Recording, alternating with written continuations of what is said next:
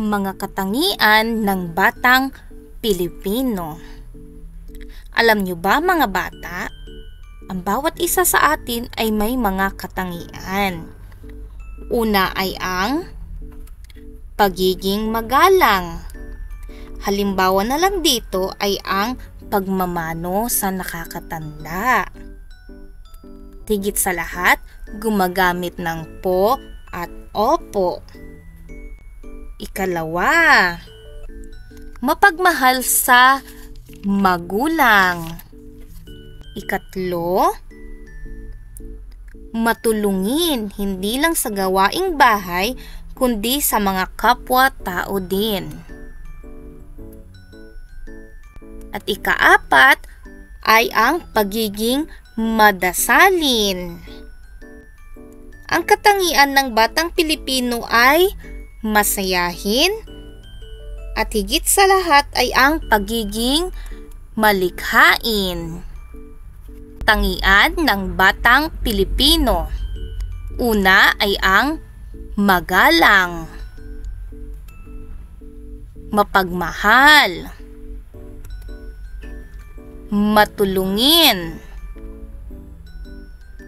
madasalin, masayahin, malikhain, at higit sa lahat ay ang masipag. Handa na ba kayo mga bata? Bilugan ang larawan kung ito ay nagpapakita ng maayos at magalang na kaugalian ng isang batang Pilipino. X naman kung hindi. Unang larawan, pagmano kina lolo at lola. Ito po ba ay nagpapakita ng maayos at magalang na kaugalian? Kung oo, bilugan. Kung hindi naman, X.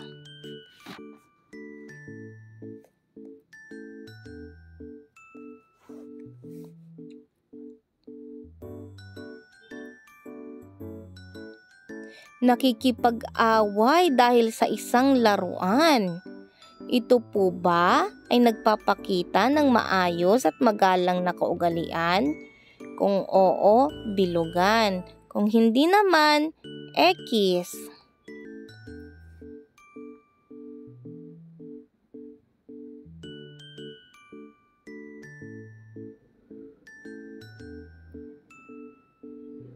Pangatlo, nagagalit ang bata kay nanay dahil hindi siya binilihan ng laruan.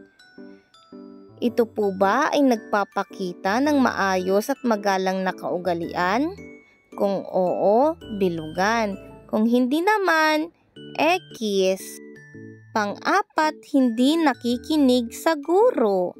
Ito po ba ay tama o mali?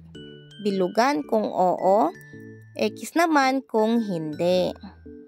At pang-lima, mapagmahal. Ito po ba ay nagpapakita ng maayos at magalang na kaugalian? Kung oo, bilugan. Kung hindi naman, X.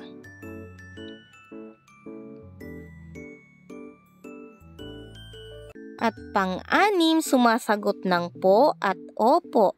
Ito po ba ay tama? Kung oo, bilugan. Kung mali naman, X.